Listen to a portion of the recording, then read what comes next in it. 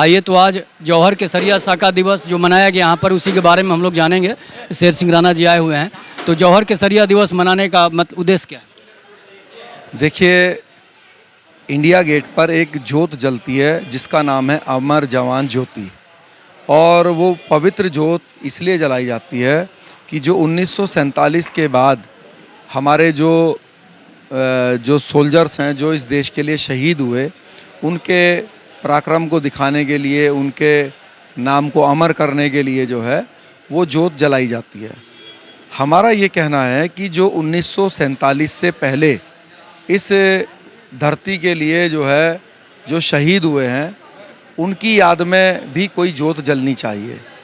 और हमारा सरकार से बार बार यही निवेदन भी हमने किया और आज चेतावनी भी दे रहे हैं कि जिस प्रकार से अमर जवान ज्योति 1947 के बाद शहीद हुए लोगों की याद में जलाई जाती है, ऐसे ही 1947 से पहले जब राजतंत्र था, अनेक लाखों करोड़ों हमारे जो पूर्वज हैं उन्होंने इस देश के लिए शहीदी दी है, अपना लहू बहाया है।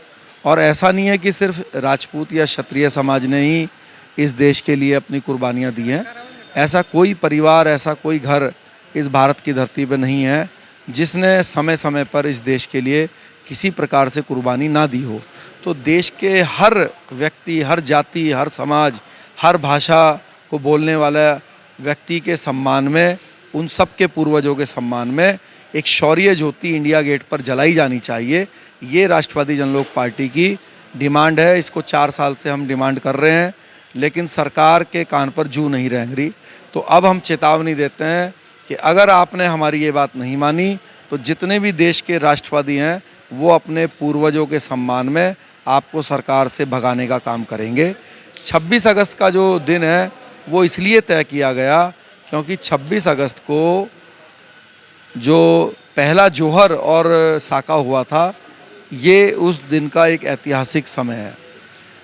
आज से कई सौ वर्ष पहले माँ पद्मावती जी ने आज ही के 26 अगस्त के दिन ही जौहर किया था 16,000 महारानियों के साथ।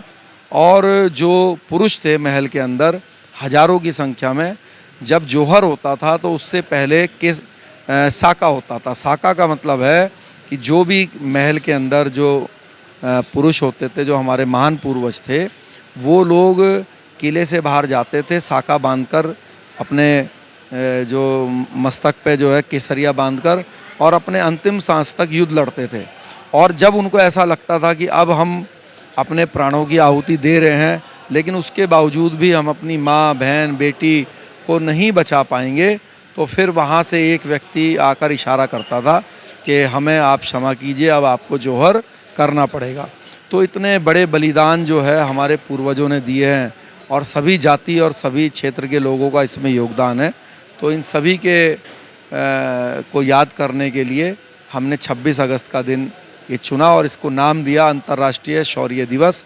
और इसी की याद में हम इंडिया गेट पर एक शौर्य ज्योति प्रज्वलित करवाना चाहते हैं और इसी के लिए एक एक व्यक्ति जो है वो अपना कार्य कर रहा है। और आरा की धरती पे, ये भी एक पवित्र धरती है, इस पर जो है हमने आज एक भव्य कार्यक्रम उनके सम्मान और याद में किया।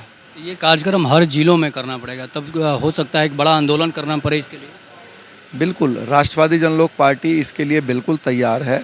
और आपके जानकारी के लिए बता दूं, ऐसे ही सेम कार्यक्रम हरियाणा में भी राष्ट्रवादी जनलोक पार्टी ने किया है। महेंद्रगढ़ में बहुत भव्य कार्यक्रम आयोजन इस चीज़ को लेके हुआ है।